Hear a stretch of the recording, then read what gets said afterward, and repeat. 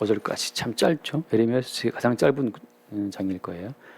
45장 1절 유다의 요시야 왕의 아들 요야김 넷째 해에 네리야의 아들 바룩이 예레미야가 불러주는 대로 이 모든 말을 책에 기록하니라. 그때에 선지자 예레미야가 그에게 말하여 이르되 바룩아 이스라엘의 하나님 여호와께서 내게 이같이 말씀하셨느니라. 내가 일찍이 말하기를 화로다. 여호와께서 나의 고통에 슬픔을 더하셨으니 나는 나의 탄식으로 피곤하여 평안을 찾지 못하도다. 나는 그에게 이르라. 여호와께서 이와 같이 말씀하시기를 보라. 나는 내가 세운 것을 헐기도 하며 내가 심은 것을 뽑기도 하나니 온 땅에 그리하겠거늘 내가 너를 위하여 큰 일을 찾느냐. 그것을 찾지 말라. 보라 내가 모든 육체에 재난을 내리리라. 그러나 내가 가는 모든 곳에서는 내가 너에게 내 생명을 노량물 주듯 하리라. 여호와의 말씀이니라. 아멘. 그저 보겠습니다. 예레미야가 증거하는 그 모든 말을 기록했던 그 바룩에 대한 이야기입니다. 참으로 신실하고 충성스러운 사람이죠. 예레미야의 그 모든 그 대언의 말씀들을 하나님의 그 모든 말씀을 다 기록해서 사람들이 볼 수 있도록 전파했기 때문에 굉장히 바룩은 충성스럽게 어떤 그 서기의 일을 잘 감당을 했죠. 근데 이렇게 예레미야 선지자의 곁을 지키면서 오랜 시간 그 모든 말씀을 기록하고 전파했던 그런 사람의 인생이면 이렇게 충성스러운 사람의 인생이면 마땅히 그 인생이 좀 편안하고 정말 흔히 말하는 그 복받은 자의 인생이 되었어야 했는데 그렇지가 못했어요. 그래서 바룩이 그 3절 말씀에 바룩이 일찍이 말하기를 화로다. 여호와께서 나의 고통에 슬픔을 더하셨으니 나는 나의 탄식으로 피곤하여 평안을 찾지 못하도다. 그렇게 충성스럽게 살았는데 어떻게 된 것이 참 이 바룩의 인생이 너무 고통스럽고 고통만 있는 게 아니라 또 슬픔까지 더해진 거예요. 이게 고통스러워도 마음이 좀 기쁘면 이게 넘어갈 수가 있는데 삶도 고통스러운데 게다가 또 너무 또 슬픔이 더해진 거죠. 정말 이게 이중고죠. 너무 고통스러운데 슬픔을 더하셨어요. 사실 고통스러우면 슬픔을 좀 빼주면 좋겠는데 슬픔을 또 더해가지고 그래서 바울이 나는 나의 탄식으로 피곤하다.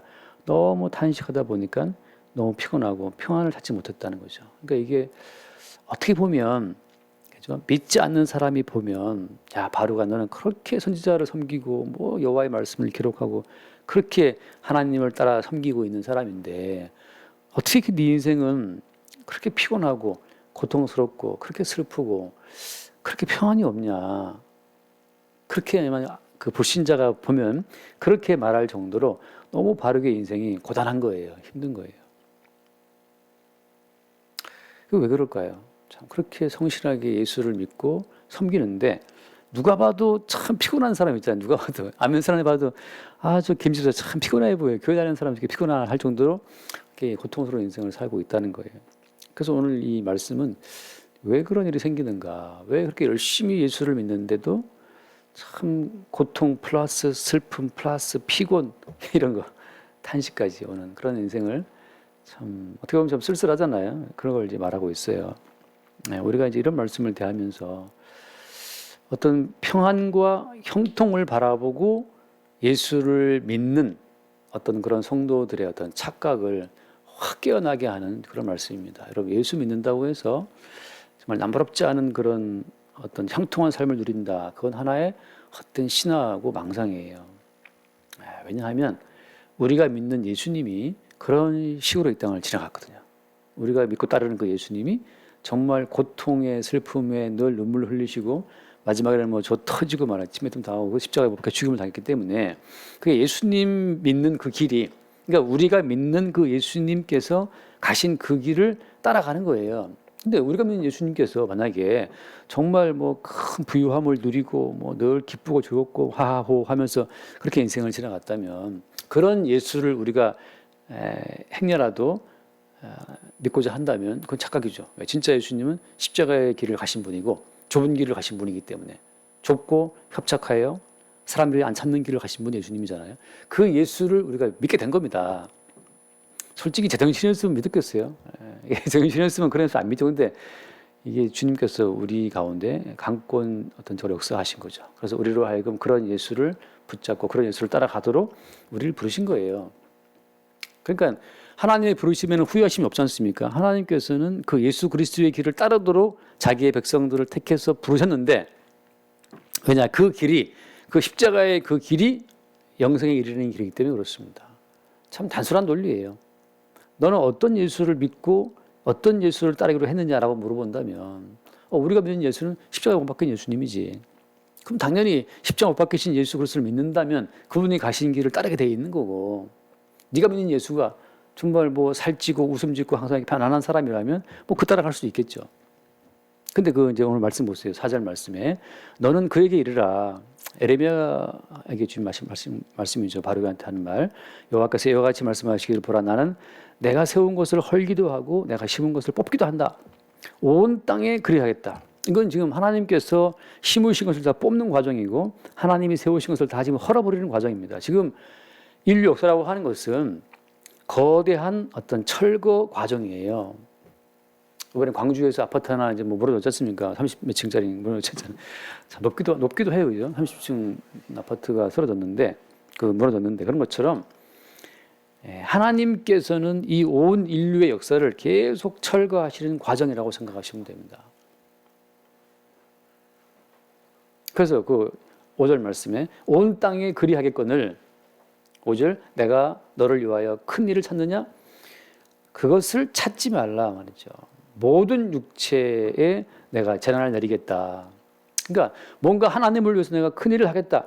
그런 걸 찾지 말라는 거죠. 바룩은 처음에 여호와의 부르심을 입었을 때에는 뭔가 여호와를 위해서 뭐 큰 일을 하고 위대한 일을 해서 뭔가 그 여호와와 더불어서 영광을 누릴 생각을 했는데 그런 큰 일을 찾지 말라는 거죠.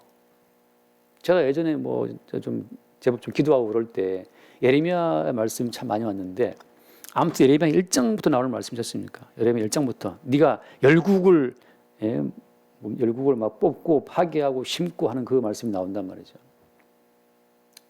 뭐 정말 철없을 때는 그 말씀 응답이 왔을 때는 뭔가 내가 열국을 좀 뒤흔들 그런 목사가 그런 사람이 될 모양이다 싶었는데 그게 아니었던 거죠. 그게 아니었고 그냥 여기 있어야 되는 그런 네가 지금 너를 위해서 큰일 찾느냐? 우리가 예수 처음 믿을 때 말이죠. 예수님 믿어서 예수 이름으로 큰 일을 하겠다는 그런 포부를 품고 있는데 그런 큰 일을 하겠다는 그 포부를 네가 지금 품고 있느냐? 그런 것은 찾지 말아라. 왜? 내가 모든 육체에 내가 재난을 지금 내리는 중이다. 어떤 사람이 큰 꿈을 품고 큰 일을 이루었다고 장담할 수 있습니까? 주님의 재난이 따라가요. 스티브 잡스가 인터넷 뭡니까? 아이폰을 만들어서 그 스마트폰의 플랫폼 만들었습니까? 따라갑니다. 따라가서 췌장암으로 죽습니다. 이건희 회장이 뭐 대단한 일을 이루었습니까? 따라갑니다. 오랜 세월 병상에 있다가 죽습니다. 어떤 사람이 전두환 씨가 큰일을 했습니까? 따라갑니다. 끝까지 무슨 온갖 그 욕을 먹고 말이죠. 비참하게 죽잖아요. 이 땅에 어떤 사람이 큰 포부를 품고 큰 뜻을 이루었다고 장담할 자가 누가 있냐고. 나폴레옹이? 아니죠. 나폴레옹 말년에 쓸쓸히 엘바섬 교황 가가지고서 지금도 나오는 독살설, 측근들에 의해서 독을 먹고 죽었다는 말이 나오고 있는데 돌아오지 못하고 그 엘바섬에서 교황 가서 거기 쓸쓸히 죽잖아요. 이스만 대통령이 큰일을 했습니까? 나라를 세웠습니까? 하와이 귀향 가서 거기 유배 가서 거기서 그렇게 50번 곡을 못 돌아오고 죽잖아요. 죽어 시체로 돌아왔습니다. 도대체 어떤 사람이 박정희 대통령이 큰 품을 품었습니까? 마지막에 부하에서는 죽잖아요. 큰 일을 찾느냐? 큰 뜻을 이루겠다. 큰 뜻을 품고 있느냐? 그런 거 하지 말라는 거예요, 주님이. 내가 모든 육체에 재난을 내리겠다. 주님이 따라가서 재난으로 치시는 겁니다. 온 인류는 하나님이 해체하시는 과정, 철거하시는 과정이고 각 개인은 주님이 따라가서 재난을 내리시는 과정이기 때문에 설령 예수 그리스도 밖에 있더라도 안에 있더라도 똑같이 재난은 온다는 거죠. 이 세상 자체는 디즈니랜드가 아니잖아요. 여기는 뭐 이 세상이라고 하는 것은 롯데월드가 아니에요. 롯데월드 돈만 주면 뭐 타고 놀 수 있지만 이 세상은 정말 살벌해요. 아차하면 죽는 거죠. 아까 이야기 들었어요. 그 현대 아파트가 지금 저기 붕괴된 거기 때문에 지금 현대 아파트 뭐 힐스테이트인가 막 지금 돈이 막 그 집값 떨어지고 있다면서요. 아차하는 순간에 사고 납니다. 그래서 우리는 그럼 이방인들이야 이 땅에 어떤 환상을 품고, 왜 이방인들이 이 땅밖에 없으니까. 이방인들은 천국이 없잖아요. 이 땅에서 모든 소망이 집중되어 있죠. 그들은, 이방인들은. 그러나 성도 입장에서는 예수님이 이 땅을 빠져나가서 올라가신 영원한 나라, 아들의 나라를 바라보는 소망이 있기 때문에 우리는 이 땅을 지나간 이후에도 영원한 나라가 있음을 보고 가지만, 이방인들에게는 이 땅이 전부기 때문에 아무것도 없어요. 그러나 이미 우리는 이제 이 땅에서 예수와 함께 빠져나온 자의 입장에서 가끔씩 이 땅을 바라보는 거죠. 얼마나 사람들이 이 땅의 꿈에 미쳐 있는지를 보는 겁니다. 이 땅에서 정말 마냥 행복하게 사는 사람이 있습니까? 그렇게 우리가 부자를 부러워하지만 그 부자들은 행복합니까? 제가 아는 몇몇 부자, 많지는 않지만 두세 명 정도 부자를 봤을 때, 부자는 부자대로 엄청난 근심 걱정이 있어요. 스트레스가 엄청 많고. 이 땅에서 어떤 인간도 행복할 수 없어요. 왜? 하나님이 가시와 엉겅퀴의 땅으로 저주했기 때문에. 에덴에서 추방하신 이후로 에덴 바깥 동네, 생명나무로 가는 길을 천사를 통해서 막아놨지 않습니까? 그러니까 천사를 통해 생명나무 길을 화영검으로 지키고 있는데, 이 전체 나머지 모든 땅이라고 하는 것은 고통과 슬픔과 괴로움의 땅이에요. 다시 말하면 바룩이 지금 오해하는 게 뭘 오해하는 겁니까? 나만 괴롭다라고 생각하는데 그렇지 않은 거죠. 우리는 누구와 인생을 비교해야 됩니까? 우리는 누구와 인생을 비교해야 돼요? 이재용 씨랑 우리가 인생을 비교해야 됩니까? 아니, 누구랑 인생을 비교할까요?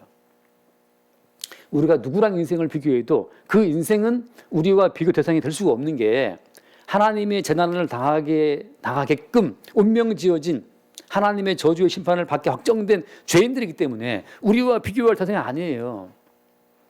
오직 우리가 비교할 유일한 대상은 아무 죄도 없이 이 땅에 오셔서 십자가에 죽임당하신 그 예수 그리스도만이 우리가 비교해야 될 비교 대상입니다. 그래서 그 강도는 말하잖아요. 우리는 이처럼 십자가 못 박혀서 처형당하는 것이 마땅하거니와, 여기 이 사람은 도대체 무슨 죄로 여기 못 박혀 있는 것이냐. 그 옆에 강도는 예수님과 자기를 비교하죠. 그리고 그는 깨닫습니다.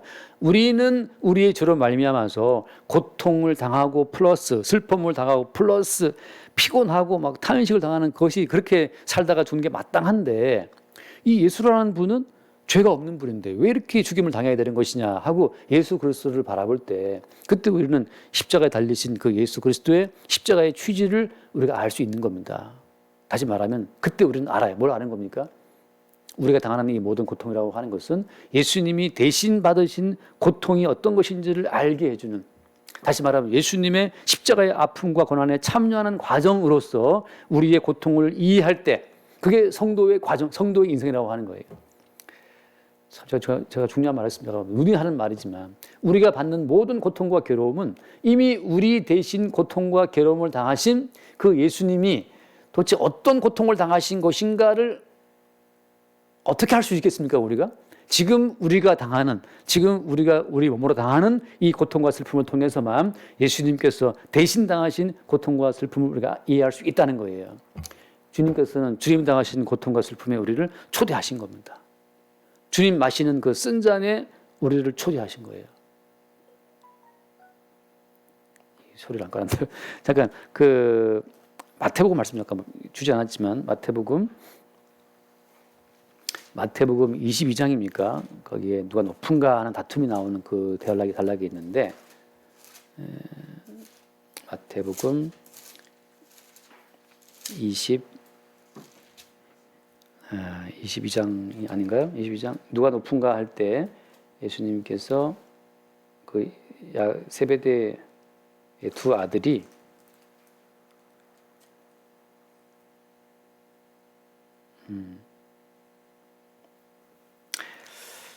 오늘 눈이 안 들어오네. 여기 좀 약간 빛이 밝아가지고.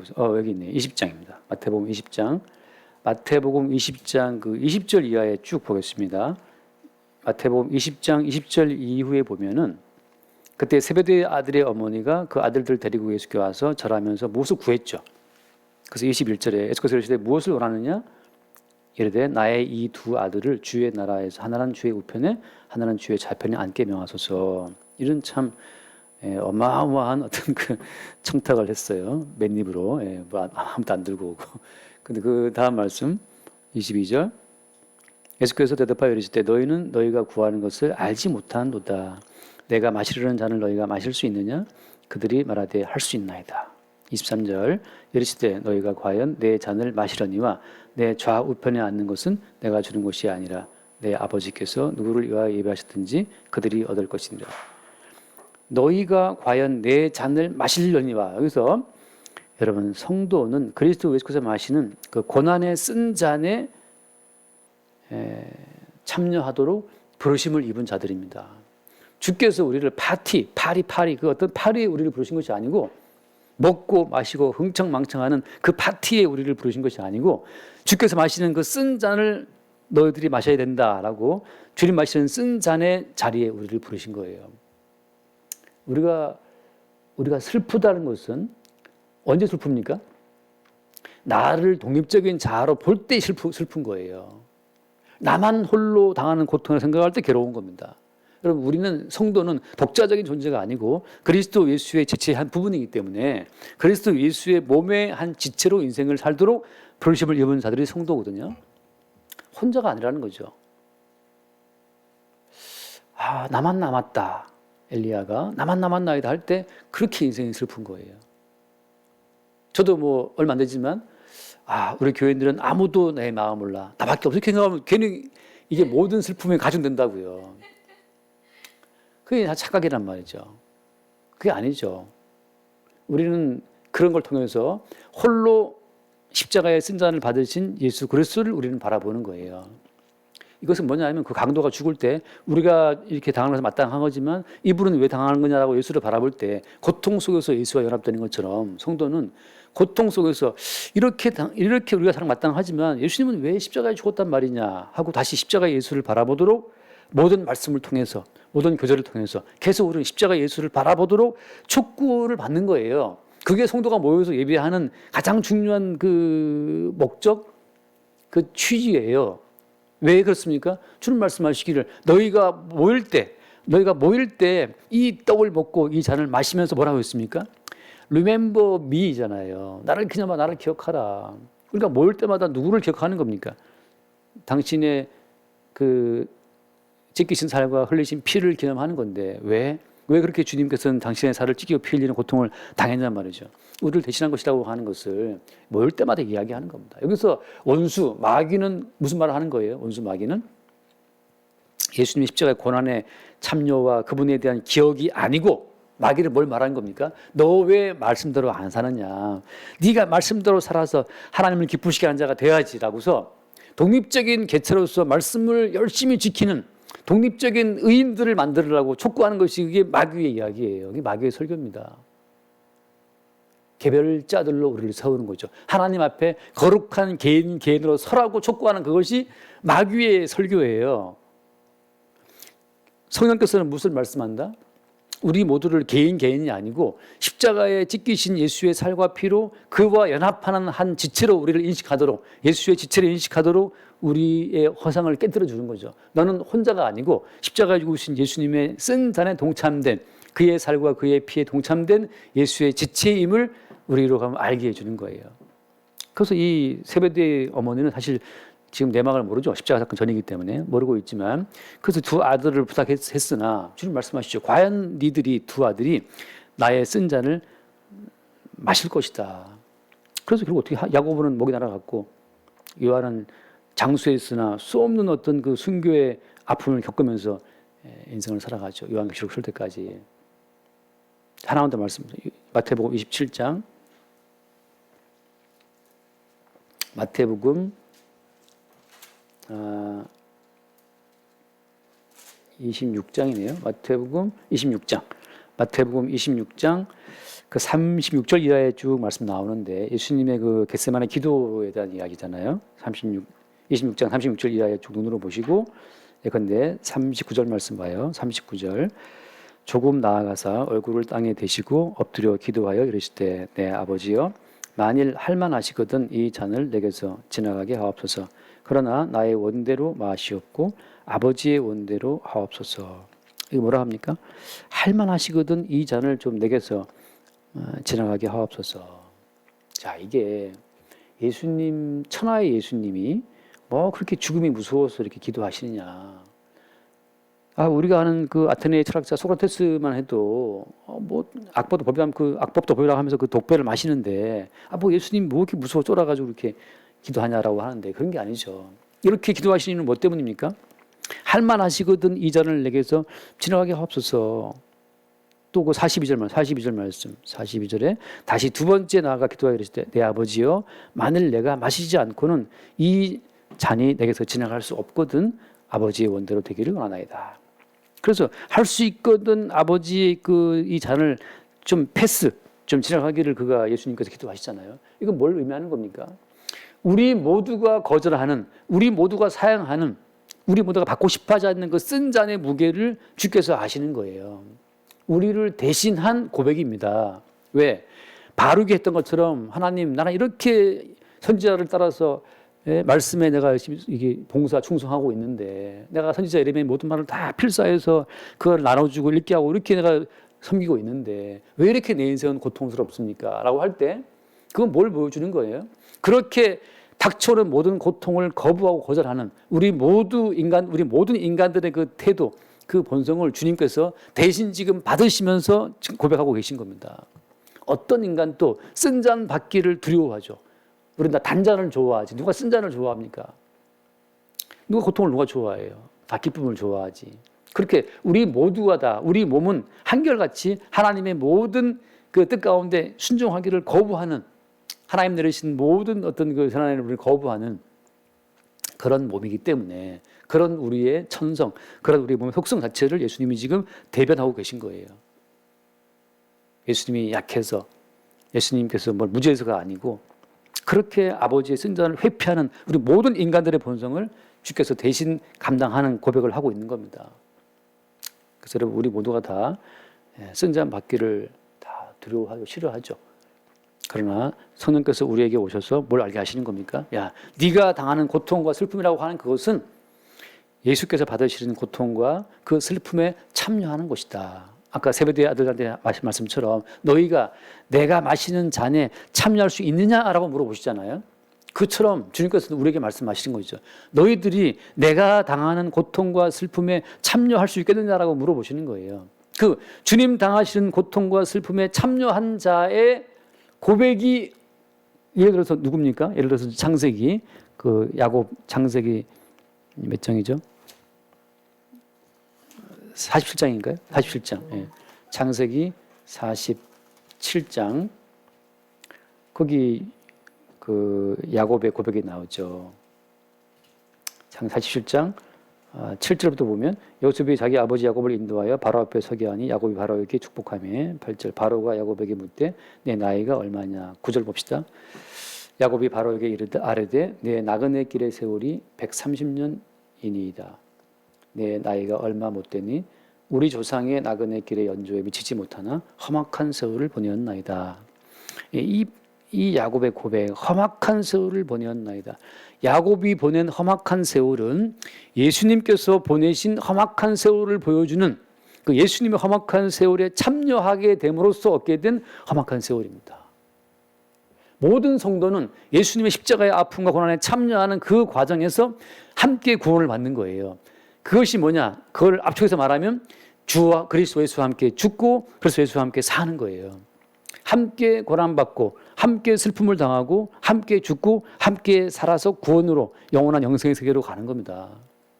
우리는 어떤 행복을 누리고 평안을 누리고 그것만을 우리 생각하지만 그렇지 않아요. 또 하나 희망적인 말은 뭐냐? 이 모든 것은 예수님이 당하셨던 그 모든 고난과 슬픔이 어떤 것인지를 우리에게 알게 해주는 맛배기적인 슬픔이지만 이미 우리에게는 어떤 것이 있는 겁니까? 이미 우리에게는 영원한 생명에 대한 소망이 우리 가운데 확인될 때마다 우리는 평강을 누리게 되죠. 잠깐 말씀 하나 봐요.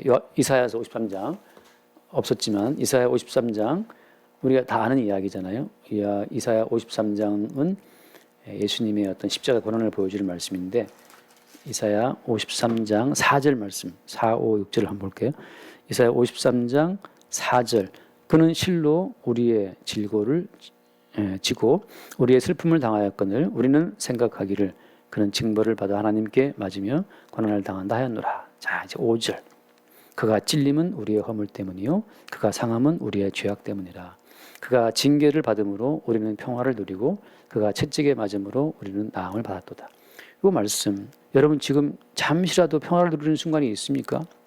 잠시라도 여러분이 어떤 질병의 고통으로 벗어나는 건강을 누리는 순간이 있습니까? 그것은 다 그리스도 예수님의 대신 얻어맞고 대신 징계를 받음으로 우리에게 주어지는 은총의 선물이에요. 어떤 인간도 24시간 괴롭지는 않습니다. 물론 어떤 병원에 입원해 있을 때 24시간 괴로운 분도 있다고 하더라고요. 진통제를 맞아야 잘 수 있는 분도 있고. 근데 여러분 생각하세요. 우리 인생이 항상 고통이고 항상 슬픔입니까? 그렇지 않잖아요. 자식을 보고 때로 웃기도 하고 나의 어떤 건강 때문에 왠지 밥맛이 좋기도 하고 말이죠. 왠지 꿀잠을 자기도 하고 말이죠. 뭔가 우리 몸이 참 어떻게 보면 어울리지 않게 하나님께 재단을 받고 죽어 마땅한 몸인데 왠지 몸의 어떤 기쁨, 즐거움, 평강을 누리는 순간들이 있어요. 그 모든 순간들은 다 어떻게 오게 된 겁니까? 대신 채찍을 맞고 고난당하신 예수님으로부터 주어진 은총의 선물이라고 하는 거죠. 그래서 여러분 우리가 항상 괴롭지는 않고 우리 인생의 고통과 슬픔을 당할 때마다 이 모든 것은 예수님의 쓴 잔, 예수님의 쓴 고통과 쓴 슬픔에 참여하는 과정이구나. 그분이 당했던 고통은 어떤 고통인지를 우리가 잠깐 맛보기로 알면서 다시 십자가의 길을 가신 예수를 바라보는 거예요. 그러니까 여러분 한편으로 감사하시기 바랍니다. 왜? 우리가 주님의 쓴 잔에 참여한다는 것은 엄청난 특권이에요. 아무나 그 잔에 부름받지 못합니다. 자기 인생의 슬픔에 빠져 허우적거리다가 그냥 지옥 가는 거지. 그 누가 주님의 슬픔과 아픔과 쓴 잔에 참여하는 이 특권을 누리냐 말이죠. 자, 또 말씀 하나 잠깐 읽고 넘어갑시다. 욥기 2장을 보면 아무튼 뭐 상상할 수 없도록 고통당한 사람의 얘기 알죠, 우리? 욥기 2장에 보면은 2장 3절, 욥기 2장 3절 여호와께서 사탄에게 이르시되 내가 내 종 욥을 주의하여 보았느냐 그와 같이 온전하고 정직하여 하나님을 경외하며 악에서 떠난 자가 세상에 없느니라. 내가 나를 충동하여 까닭 없이 그를 치게 하였어도 그가 여전히 자기의 온전함을 굳게 지켰느니라. 그 다음 봅시다. 4절 사탄이 여호와께 대답하여 이르되 가죽으로 가죽을 바꾸오니 사람이 그의 모든 소유물로 자기의 생명을 바꾸올지라. 이제 주의 손을 펴서 그의 뼈와 살을 치소서. 그리하시면 틀림없이 주를 향하여 욕하지 않겠나이까. 여호와께서 사탄에게 이르시되 내가 그를 내 손에 맡기노라. 다만 그의 생명은 해하지 말지니라. 여러분 주께서 허락하셔서 사탄으로 하여금 욥을 치게 했지 않습니까? 그의 뼈와 살을 쳤다고요.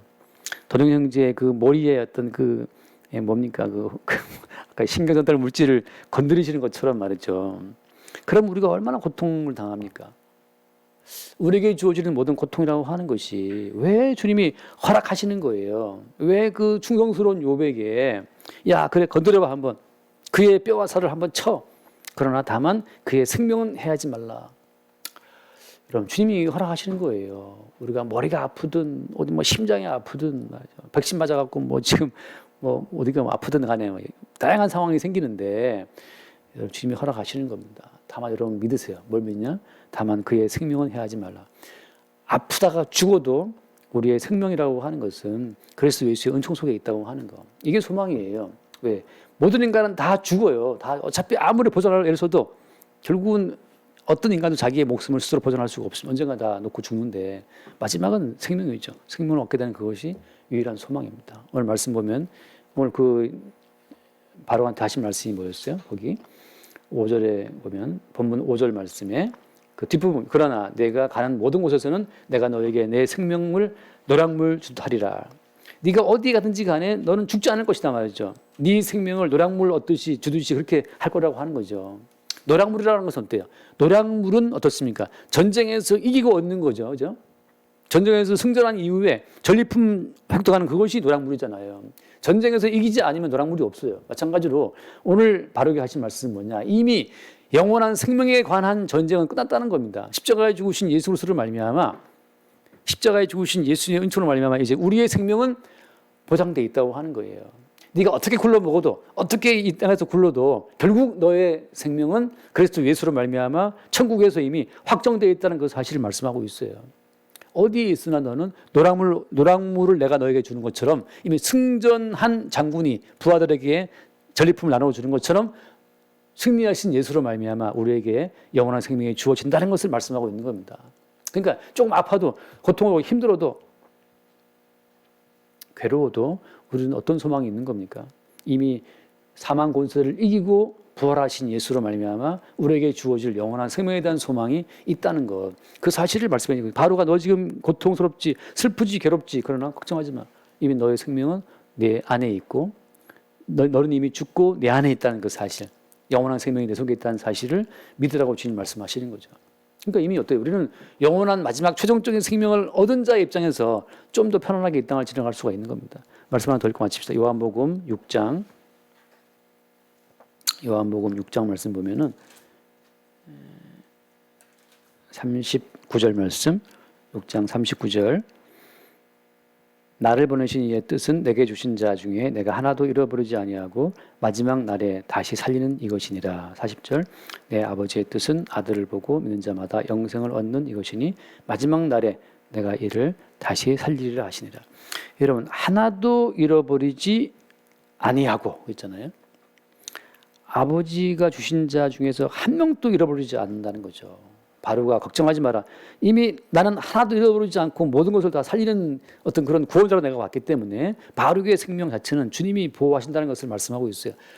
욥이 살이 찢겨지고 뼈가 부러지는 고통을 당한다 할지라도 이미 어때요? 하나도 잃어버리지 아니하는 그 사망 권세를 이기신 주님의 구원 그 생명 속에 들어와 있기 때문에 이 마치 넝마처럼 사라질 육체의 어떤 깨어짐 가운데 너무 고통하지 말라고 주님이 말씀하고 있는 겁니다. 성도의 소망은 거기에 있어요. 어떻게 이 땅에서 굴러먹는다 하더라도 최종적인 승리를 이미 얻은 자의 인생이라는 거죠. 제가 늘 드린 비유처럼 이미 대학교 합격, 서울대학교에 붙었어. 붙은 자의 입장으로 고등학교를 다니는 것처럼 말이죠. 이미 성도는 영원한 생명을 얻은 천국의 생명을 확보한 자의 어떤 그런 마음가짐으로 이 땅을 지나가는 자들이 성도입니다. 좀 괴로워도 힘들어도 이 생명은 이미 따놓은 거예요. 결국은 다 지나간다는 거죠. 오늘 아무튼 우리가 살면서 많이 겪잖아요. 하루하루 어떤 가슴 쿵 하는 일이 많이 당하게 되는데 최종적인 어떤 생명의 포구에 닫힘이 있다는 그 사실을 우리가 믿고 이 땅에서 벌어지는 모든 일들을 그 영원한 소망 가운데 이미 확보된 그 생명의 어떤 초점을 두고 이 땅의 삶을 바라볼 때에는 큰 문제가 안 되는 거죠. 그러나 진짜 문제는 뭡니까? 향방이 없을 때 도대체 왜 이렇게 살아야 되는 것이냐? 목표와 향방이 없을 때 인생이 고통스러운 건데 성도 입장에서는 이미 가야 될 이 확보된 확고한 생명이 있다는 그 점이 항상 성도에게는 위로가 되고 힘이 돼요. 그래서 야곱처럼 말할 수 있습니다. 나가는 길의 세월이 130년인데 참 화목한 삶으로 보냈다. 바룩처럼 고통과 슬픔밖에 없다. 이렇게 말할 수 있지만 그러나 이미 우리가 가야 될 영원한 그 생명의 어떤 마지막 종착점 자체가 우리에게 확보되어 있다는 그 사실을 우리는 새롭게 바라보고 그것이 우리에게 소망이 되고 힘이 되는 겁니다. 그렇게 우리의 모든 삶의 과정 자체가 앞서가신 주님의 고난에 어떤 참여하는 과정을 통해서 주와 함께 죽고 주와 함께 사는 마지막 그 지점까지 우리가 이미 도달되어 있다는 그 사실이 우리에게 새로운 어떤 위로와 힘 될 수 있기를 바랍니다. 기도하겠습니다. 주님 감사합니다. 바르게 고통과 바르게 슬픔이 또한 우리의 고통과 우리의 슬픔임을 고백합니다. 그러나 이 우리의 고통과 우리의 슬픔은 사실 더 원칙적으로 더 근원적으로 우리의 고통과 슬픔을 대신 감당하신 예수님의 고통과 예수의 슬픔을 보여주는 작은 예표들인 것을 우리가 알게 하여 주옵소서. 우리 인생을 통해 우리보다 앞서서 이 고통과 슬픔을 당하신 사망의 길을 지나가신 예수를 바라보게 하시고 마침내 사망 권세를 이기고 다시 사신 그 그리스도 예수에게 또한 우리의 소망을 두게 하여 주옵소서. 우리 주 예수 이름을 기도드립니다. 아멘.